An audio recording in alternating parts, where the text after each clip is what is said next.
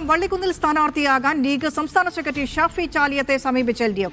GV ഇബ്രാഹിമിനെ സ്ഥാനാർത്ഥിയാക്കിയതിൽ അതൃപ്തി മുതലെടുക്കാനാണ് LDFന്റെ നീക്കം. ഷാഫി ചാലിയം അനുകൂല നിലപാട് സ്വീകരിച്ചിട്ടില്ല എന്ന് മനസ്സിലാക്കുന്നു. മുഹമ്മദ് അസ്ലം വിശദാംശങ്ങളുമായി ചേരുന്നുണ്ട്.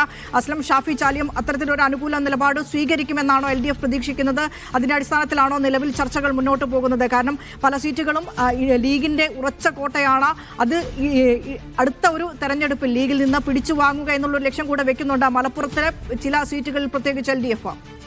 തീർച്ചയായും വള്ളിക്കുന്നിലെ സ്ഥാനാർത്ഥിയെ സംബന്ധിച്ച് ലീഗിനകത്ത് അതൃപ്തിയുണ്ട്. കാരണം കൊണ്ടോട്ടിയിലെ MLA TV ഇബ്രാഹിം അവിടെ നിന്ന് പ്രാദേശികമായ എതിർപ്പ് ഉയർന്നതിനെ തുടർന്നാണ് അദ്ദേഹത്തെ വള്ളിക്കുന്നിലേക്ക് മാറ്റുന്നത്. അതുകൊണ്ട് തന്നെ അവിടെ മോശം പ്രകടനം എന്ന് പരാതി ഉയർന്ന ഒരു MLA എന്തുകൊണ്ട് ഇങ്ങോട്ടും ആക്കുന്നു എന്ന രീതിയിൽ അവിടുത്തെ ലീഗ് അണികൾക്കിടയിൽ ഒരു അതൃപ്തി ഉണ്ട്. അത് മുതലെടുക്കാനാണ് LDF ആലോചിക്കുന്നത്. ആ അർത്ഥത്തിലാണ് LDF അവിടെ നിലവിൽ INL സീറ്റായിരുന്നു. നാഷണൽ ലീഗും INL രണ്ട് തർക്കമുണ്ടെങ്കിൽ പോലും ഈ രണ്ട് കൂട്ടരും ഷാഫി ചാലിയത്തെ സമീപിക്കുകയും ഷാഫി ചാലിയം സ്വതന്ത്ര സ്ഥാനാർത്ഥി നിൽക്കുകയാണെങ്കിൽ LDFന്റെ സ്ഥാനാർത്ഥിയാക്കാമെന്ന് പറയും ചെയ്തതിന് പിന്നാലെ CPM നേതാക്കളും ഷാഫി ചാലിയത്തോട് ബന്ധപ്പെടുകയും സ്വതന്ത്ര സ്ഥാനാർത്ഥിയായി നിൽക്കുന്ന ആവശ്യം ഉന്നയിക്കുകയും ചെയ്തു.